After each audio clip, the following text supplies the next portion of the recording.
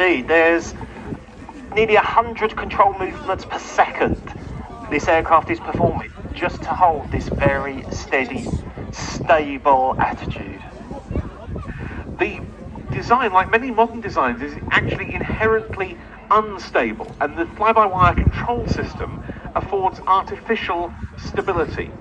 And it also provides what's known as carefree handling, meaning the pilot can't take the aircraft outside of its elements. You've got roll control from the small, what are known as flaperons, combination of flap and aileron on the wings, the flaperons and those two canard foreplanes on the forward control, and the rudder.